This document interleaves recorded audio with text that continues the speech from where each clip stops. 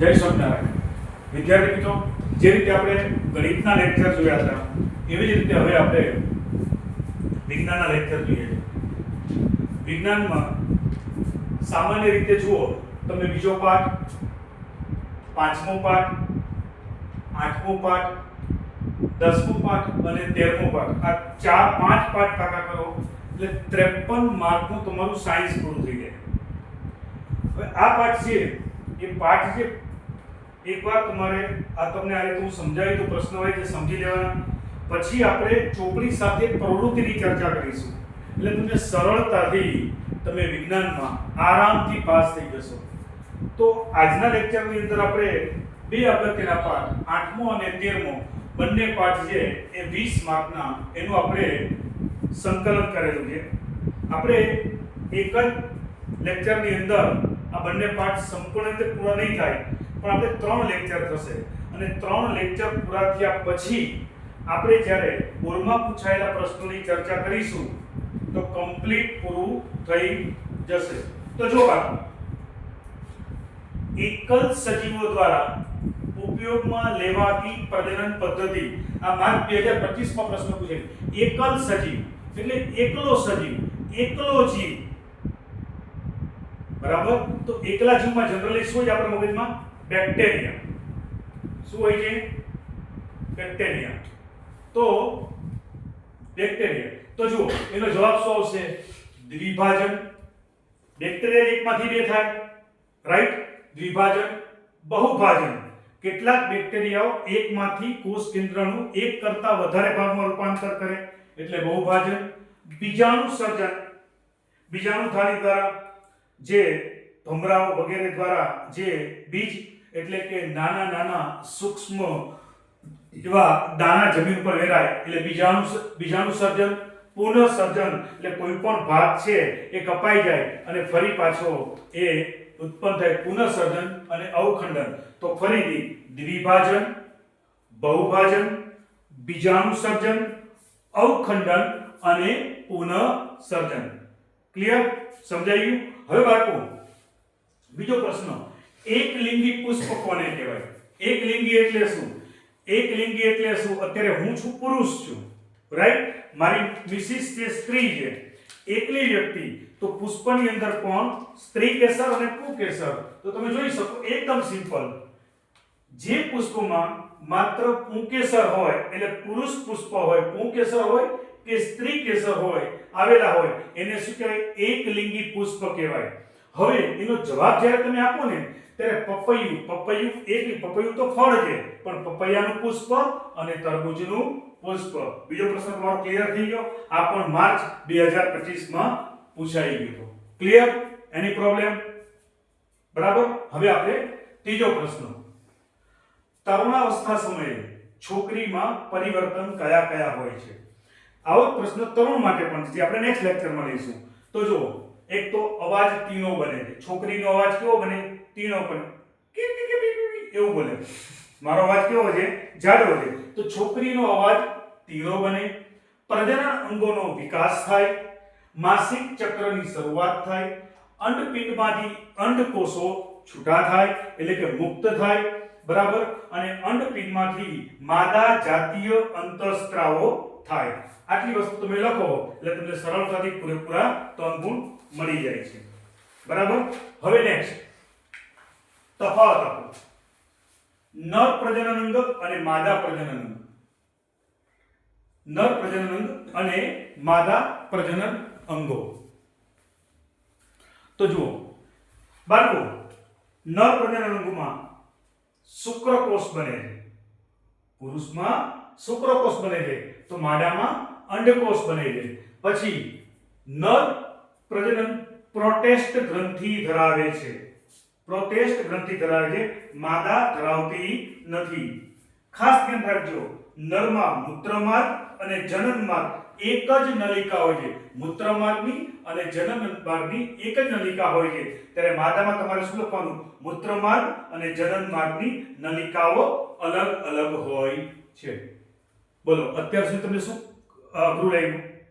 Clear cut છે. તમારા ખાસ કરીને ફરીથી આપણે કહીએ તો બીજો પાર્ટ છે કેમેસ્ટ્રિકલ લેવલ છે, પાંચમો પાર્ટ છે બાયોલોજી છે, આઠમો પાર્ટ પણ બાયોલોજી છે, નવમો પાર્ટ છે એ થોડોક કેમેસ્ટ્રી ઉપર જાય છે, એ તમને સરળતાથી આવડી જાય એવો છે, અને 13મો પાર્ટ છે એ તો ટોટલી પર્યાવરણ ઉપર છે. તો તમે આ 53 માર્કના આ 5 પાઠ પાકા કરશો બાળકો તો ક્લિયર થઈ જશે. તો બાળકો અત્યાર સુધી આપણે શું જોયું? અત્યાર સુધી આપણે એકલ જીવ દ્વારા પ્રજનન ક્રિયા જોઈ, ત્યાર પછી તરુણાવસ્થા સમયે જે ફેરફાર થાય છે, એકલિંગી પુષ્પ કોને કહેવાય એ જોયું. હવે આપણે ખૂબ જ અગત્યનો પ્રશ્ન જોઈએ છીએ. આપેલી આકૃતિમાં દર્શાવેલ A B C D ભાગોના નામ આપો. આ પુષ્પદળ છે અને પુષ્પમાં ફલન બાદ જોવા મળતા પરિવર્તનો જણાવો. આકૃતિ ભાઈ મને એટલી બધી માસ્ટરી નથી એટલે આ કોકની પાસે દોરાવી છે, એ બિચારો મારા જેવો છે એટલે આકૃતિ થોડીક નાની છે પણ તમે સરળતાથી બધી વસ્તુ સમજાઈ જશે. A B C D. હવે જુઓ એકદમ તો સૌથી પહેલા ઉપર એ આવે એને કહેવાય પરાગરજ. એ આવે એને શું કહેવાય? પરાગરજ. આપણે કોઈ પણ મોહનથાળ હોય કે કોઈ પણ આપણે સ્વીટ હોય એના ઉપર જે ભભરેલા બદામનો ભૂકો હોય, ચારોળીનો ભૂકો હોય, એવી રીતે ભૂકો એટલે પરાગરજ. પછી બી એટલે નરજન્યુ. બી એટલે નરજન્યુ. બરાબર છે? બી એટલે નરજન્યુ. સી એટલે નરજન્યુ જેમાં દાખલ થઈ શકે એવી નલિકા, એને શું કહેવાય? પરાગનલિકા. પરાગનલિકા.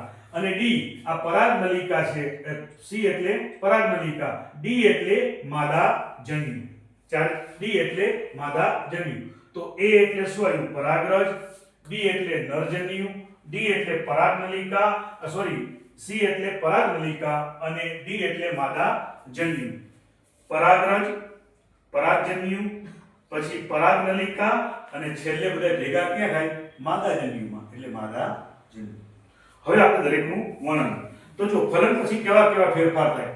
તો ફલન પછી અંડકોષમાં ફલિતાંડ વિભાજન પામી ભ્રૂણનું નિર્માણ કરે છે. વિભાજન શબ્દ શા માટે છે? ફલન છે એ બે વસ્તુ નર અને માદાથી થતી ક્રિયા છે, એટલે એ બેયના ભાગ થઈને શું કહેવાય? વિભાજન. તો ફરીથી ફલન પછી અંડકમાં અંડકમાં ફલિતાંડ વિભાજન પામી ભ્રૂણનું નિર્માણ કરે છે. ભ્રૂણ એટલે કે નવી સંતતિ પેદા કરવાનું રો મટીરીયલ, એને ભ્રૂણ કહેવાય સાદી ભાષામાં. અંડકને ફરતે સખત આવરણનું નિર્માણ થાય છે, નિર્માણ પામે છે અને તે શું છે? પછી બીજમાં પરિણમે છે. એટલે કે શું કહે છે? અંડકને ફરતે સખત આવરણનું નિર્માણ થાય છે અને તે બીજમાં પરિણામે છે. તો બીજ શું ઉત્પન્ન કરે? તો જે અંડાશયમાં, અંડક કેમાં? અંડકને પણ રક્ષક હોય, બરાબર? એટલે અંડાશયમાં વિકાસ પામે છે અને ફળમાં પરિણામે છે. આ સમયે પરાગવાહિની તથા પરાગાસન કર્માઈને ખરી પડે છે. પછી પરાગવાહિની એટલે જેની ઉપર અંડક જેમાં હોય એની કોઈ જરૂર હોતી નથી, એટલે પરાગવાહિની અને પરાગાસન જે ખરી જાય છે, સુકાઈ જાય છે અને નીકળી જાય છે. તો સિમ્પલ છે. આપણે એક પછી એક સ્ટેપ ફરીથી યાદ કરીએ. તો ફલન પછી અંડકમાં ફલિતાંડ વિભાજન પામી ભ્રૂણનું નિર્માણ કરે છે. અંડક પછી એટલે ફલન પછી અંડકમાં શું? ફલિતાંડ વિભાજન પામી અને કેનું નિર્માણ કરે છે? ભ્રૂણનું નિર્માણ કરે છે. અંડકને ફરતે સખત આવરણનું નિર્માણ થાય છે, પામે છે અને બીજમાં તે પરિણામે છે. જે અંડાશયમાં વિકાસ પામે છે, જે એટલે કે બીજ છે, અંડાશયમાં વિકાસ પામે છે અને પછી ફળ બને છે. આ સમયે પરાગનલિકા તથા પરાગાસન કર્માઈને ખરી પડે છે. ત્યાર પછી બે અગત્યના પ્રશ્નો આપણી ચોપડીમાં આવશે: નર પ્રજનન અને માદા પ્રજનન. આજે આપણે માદા પ્રજનન જોઈએ છીએ, આવતીકાલે આપણે નર પ્રજનન જોઈશું. તો જુઓ, માદા પ્રજનન છે બહુ સિમ્પલ છે. એક ત્રિકોણ દોરવાનો, ત્રિકોણની નીચે છે આવું એવું લંબગોળ આકારની વસ્તુ કહેવાની, અહીંયા ખાંચ મૂકી દેવાની, બે પગ બનાવી દેવાના, આ બાજુથી સિંગડા કરી દેવાના, આ બાજુથી બે ફુગા કરી દેવાના, એટલે વાર્તા પતી ગઈ. આવું સિમ્પલ દોરી લેવાનું, બરાબર? મને આવડે એવું તમારે દોરી લેવાનું, એનાથી સારું દોરો પણ સારું. પણ હવે નામ નિર્દેશન જુઓ. તો સૌથી પહેલા અંડપિંડ. સ્ત્રીના ઉદરમાં એક જોડ આવેલી સ્ત્રી છે એના ઉદર એટલે કે એના પેટના અંદરના ભાગમાં સ્ત્રીના ઉદરમાં એક જોડ અંડપિંડ હોય છે માદા જનનકોષનું તે શું કરે છે માદા જનનકોષનું નિર્માણ કરે છે અંડપિંડ માદા જનનકોષનું નિર્માણ કરે છે શું કરે છે માદા જનનકોષનું નિર્માણ કરે છે સાથે સાથે માદાના જાતીય અંતઃસ્ત્રાવ કયા ઇન્સ્ટ્રોજન અને પ્રોજેસ્ટેરોનનું પણ સ્ત્રાવ કરે છે માદાના બે જાતીય અંતઃસ્ત્રાવોના નામ કયા છે તો છે એક તો ઇન્સ્ટ્રોજન અને બીજો પ્રોજેસ્ટેરોન બંને અંતઃસ્ત્રાવનો સ્ત્રાવ પણ કરે છે આટલું કાર્ય કોનું છે અંડપિંડનું છે ફરીથી રિવાઇઝ કરી લઈએ તો માદા જનનકોષનું નિર્માણ થાય છે સાથે સાથે જાતીય અંતઃસ્ત્રાવોનું પણ નિર્માણ કરે છે અને સ્ત્રીના ઉદરમાં એક જોડ આવેલી હોય છે હવે અંડવાહિની જો અંડવાહિની પણ કેટલી છે એક જોડ છે પણ અંડપિંડ સાથે જોડાયેલી હોતી નથી અંડવાહિની છે એ અંડપિંડ સાથે જોડાયેલી હોતી નથી એટલે આપણે લખવાનું કે એક જોડ અંડવાહિની એક જોડ અંડપિંડ સાથે ન જોડાયેલ હોય છે અંડકોષો એટલે કે અંડકોષો તેના અંડવાહિની મારફતે ગર્ભાશય સુધી વહન પામે છે વાહિની એટલે એક પ્રકારની નળી એટલે કે શું થાય છે અંડવાહિનીનું કાર્ય શું છે કે અંડકોષો જે ઉત્પન્ન થાય છે કેવા અંડપિંડમાંથી જે અંડકોષો ઉત્પન્ન થાય છે એ અંડકોષો છે એનું પોતાનામાંથી વહન પામી અને ગર્ભાશય સુધી લઈ જાય છે હવે ગર્ભાશયનો વારો તો બંને તરફ અંડવાહિની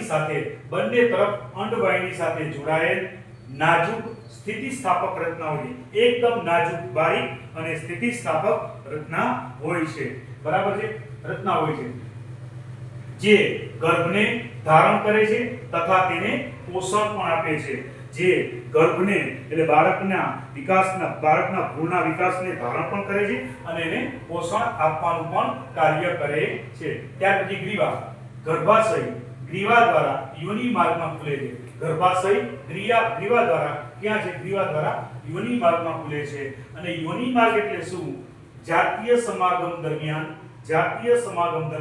શુક્રકોષ માટે પ્રવેશ માર્ગ છે જાતીય સમાગમ દરમિયાન શુક્રકોષ માટે પ્રવેશ માર્ગ છે તો પાંચ વસ્તુ મેઇન છે કઈ બે વસ્તુ તો અ ઉપરથી થાય છે અંડપિંડ અંડવાહિની ગર્ભાશય ગ્રીવા અને યોનિ ચલો આટલું ક્લિયર થઈ ગયું તો તમને એની આકૃતિ પણ કેટલી સરળ છે અને એનું વર્ણન પણ કેટલું સરળ છે ફરીથી આપણે જોઈ લઈએ કારણ કે માર્ક 2025 માં પણ પૂછાઈ ગયું છે અને 26 માં પણ સૌથી અગત્યનો પ્રશ્ન છે તો ફરીથી સ્ત્રીના ઉદરમાં એક જોડ આવેલી છે માદા જનનકોષોનું નિર્માણ કરે છે સાથે સાથે ઇન્સ્ટ્રોજન અને પ્રોજેસ્ટેરોન આ બે અંતઃસ્ત્રાવના નામ તમને આવડવા જોઈએ સ્ત્રી ઉપરથી ઇન્સ્ટ્રોજન અને પ્રોજેસ્ટેરોન બે અંતઃસ્ત્રાવોનું નિર્માણ કરે છે અંડવાહિની છે અંડપિંડ સાથે જોડાયેલી નથી પરંતુ જે અંડકોષો ઉત્પન્ન થાય છે એને ગર્ભાશય સુધી લઈ જાય છે ગર્ભાશય છે બંને અંડવાહિની સાથે જોડાયેલી નાજુક સ્થિતિસ્થાપક જેવી રચના છે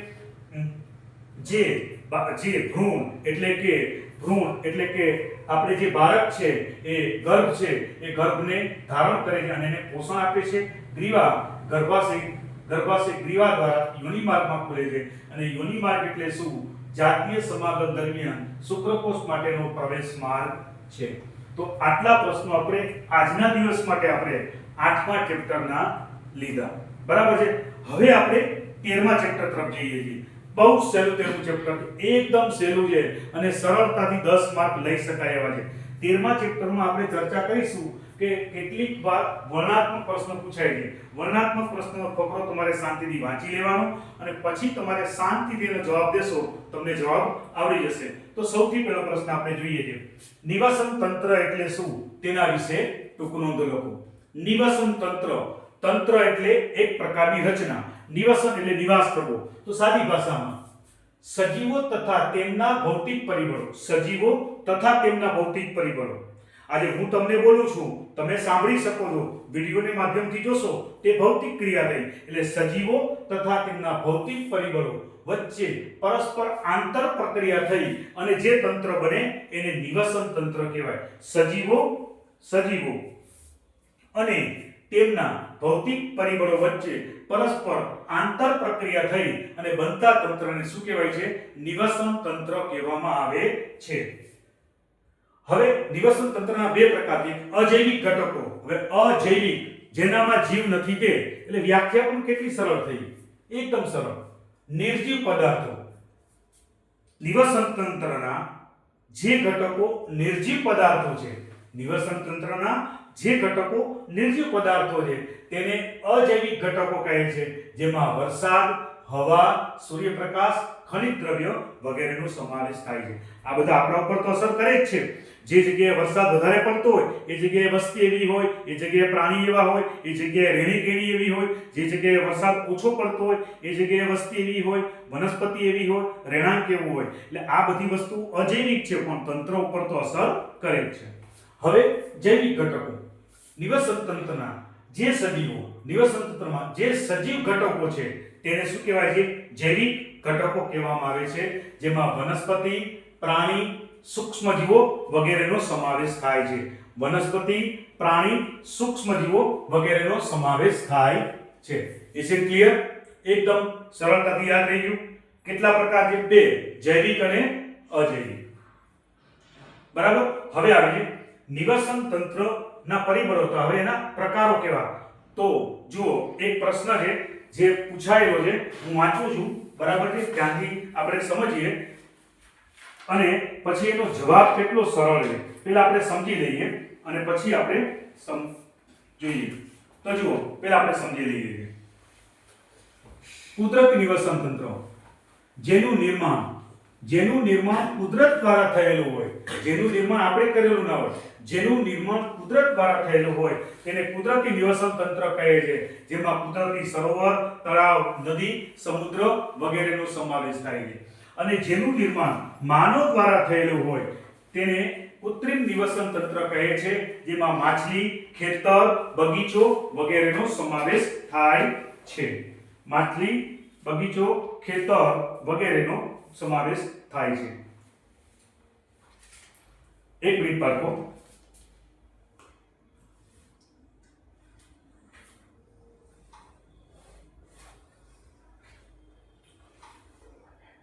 ત્યાં સુધી તમે થોડુંક આ રીડ કરો, ત્યાં સુધી પ્રશ્નની આપણે ચર્ચા કરીએ. જોઈ લો શાંતિથી.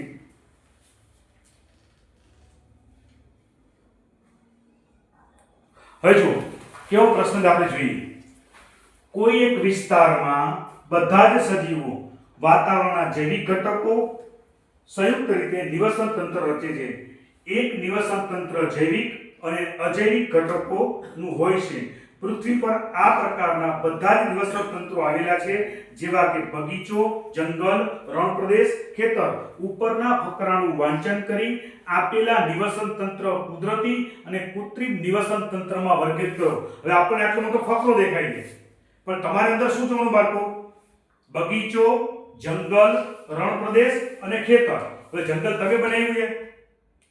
આપણે બનાવ્યું જંગલ? ના. તો એનો કેમાં આવે? કુદરતી નિવસન તંત્ર. ત્યાર પછી આપણે બગીચો આપણે બનાવ્યો છે કે નહીં? બગીચો માનવ સર્જિત છે એટલે કૃત્રિમ નિવસન તંત્ર. રણપ્રદેશ છે એ શું છે? આપણે બનાવ્યું છે, કુદરતે બનાવ્યું છે એટલે કુદરતી નિવસન તંત્ર. અને ખેતર છે એ મનુષ્ય દ્વારા બનેલું છે માટે કૃત્રિમ નિવસન તંત્ર. આટલું લખવાથી પૂરેપૂરા માર્ક મળે છે. હવે જુઓ, આગળ વધીએ. ખૂબ જ અગત્યનો પ્રશ્ન. આહાર શૃંખલા એટલે શું? સમજાવો. તો પ્રત્યેક સજીવ પોતાના ખોરાક માટે અન્ય સજીવ પર આધાર રાખી લાંબી શૃંખલા રચે છે. દરેક સજીવ ખોરાક માટે અન્ય સજીવ પર આધાર રાખી અને એક લાંબી શૃંખલા રચે છે. દરેક સજીવ ખોરાક માટે અન્ય સજીવ પર આધાર રાખીને એક લાંબી શૃંખલા રચે છે. તેને આહાર શૃંખલા કહે છે. બરાબર? જો પેલા આપણે સમજી લઈએ. બરાબર છે? લખવાનો પૂરો તમને સમય બનશે. પહેલા આપણે સમજી લઈએ. તો જુઓ, ત્રણ પ્રકાર છે. એક સ્થળ ઉપર. તો સ્થળ ઉપર વનસ્પતિ જોવા મળે. વનસ્પતિને કોણ ખાય? તૃણાહારી સસલું. સસલાને કોણ ખાય? શિયાળ. શિયાળને સિંહ. તો બધાયમાં સ રાખ્યું છે એટલે તમને યાદ રાખવામાં સરળ થઈ જાય. સ્થળજ એટલે જમીન. જમીન પર નિવસન તંત્ર કેવું છે? વનસ્પતિ, સસલું, શિયાળ અને સિંહ. તૃણભૂમિમાં તૃણ એટલે જંગલોમાં વનસ્પતિ, તીતી ઘોડો, દેડકો, સાપ, સમડી. જલજ વનસ્પતિમાં જલીય વનસ્પતિ, જલીય જીવજંતુ, નાની મોટી માછલી અને બગલો. હવે બાળકો આ પ્રશ્ન કેવી રીતે પૂછાતો માર્ક 2023 માં? આટલી જ વસ્તુ હતી પણ આકૃતિ હતી. તમારી ચોપડીની અંદર એક આવી આકૃતિ બનાવેલી છે અને આકૃતિની અંદર નાના નાના પશુ પક્ષીઓ દોરેલા છે. એ પશુ પક્ષીની લાઈન ઉપર તો એક લાઈન બનશે સ્થળજની, બીજી લાઈન બનશે જંગલની, ત્રીજી લાઈન બનશે પાણી એટલે જલજની. ક્લિયર? ચલો હવે પોષક સ્તર એટલે શું સમજાવો. તો આહાર શૃંખલામાં રહેલા પ્રત્યેક સ્તરને પોષક સ્તર કહેવામાં આવે છે. સૌથી વધુ શક્તિ ધરાવતું પોષક સ્તર ઉત્પાદકો છે એટલે કે લીલી વનસ્પતિ છે. અને પછી ઉર્જા ધરાવતું અને સૌથી ઓછી ઉર્જા ધરાવતું સ્તર તૃતીય ઉપભોગી છે. ઉત્પાદકો એટલે લીલી વનસ્પતિને તૃણાહારી પ્રાણીઓ ખાય, તૃણાહારીને મિશ્રાહારીને માંસાહારી ખાય અને એને ઉપભોગી ખાય. એટલે આપણે સિમ્પલ પહેલા ઉત્પાદકો, પછી એનાથી નાનું પ્રથમ ઉપભોગી, દ્વિતીય અને તૃતીય આવું ટ્રાયેંગલ બનાવી લેવાનું. ચલો ક્લિયર પ્રશ્ન થઈ ગયો. હવે નિવસન તંત્રમાં ઉર્જાનું વહન સમજાવો. એકદમ સહેલો પ્રશ્ન છે. તો જુઓ, નિવસન તંત્રમાં ઉર્જાનું વહન એક માર્ગીય છે. એક માર્ગીય એટલે તમે એક્સપ્રેસ વે ઉપર જાઓ તો મને લખ્યું છે યુ ટર્ન વર્જિત છે. યુ ટર્ન ના મારી શકો એટલે નીચેથી ઉપર તરફ અથવા ઉપરથી નીચે તરફ. તો નિવસન તંત્રમાં ઉર્જાનું વહન એક માર્ગીય છે. ઉત્પાદકો એ સૌર ઉર્જાનો લગભગ, ઉત્પાદકો એટલે કે લીલી વનસ્પતિ સૌર ઉર્જાનો લગભગ 1% જેટલો ઉપયોગ કરે છે. જ્યારે પ્રત્યેક પોષક સ્તર એ તેના આગળના પોષક સ્તરમાંથી લગભગ 10% ઉર્જાનો ઉપયોગ કરે છે. એટલે દરેકમાં 10% લીલી વનસ્પતિ સૂર્ય ઉર્જા છે એમાંથી 99% જવા દે છે, 1% ઉત્પન્ન કરે છે. લીલી વનસ્પતિ જેટલી ઉર્જા મેળવે છે એમાંથી 10%, બીજું, ત્રીજું, એમ દરેક સ્તરે ઉર્જા ઘટતી જાય છે. આમ પ્રત્યેક પોષક સ્તરમાં ઉર્જાનો ઘટાડો થાય છે એટલે કે ઉર્જાનો વ્યય થાય છે. સિમ્પલ આકૃતિ, સૂર્યપ્રકાશમાંથી 1% ઉર્જા લઈને વનસ્પતિ લે, વનસ્પતિમાંથી તૃણાહારીમાંથી માંસાહારી અને માંસાહારીમાંથી ઉચ્ચ કક્ષાના ઉપભોગીઓ. બાળકો આટલું તમે જોઈ લો. કમ્પ્લીટ.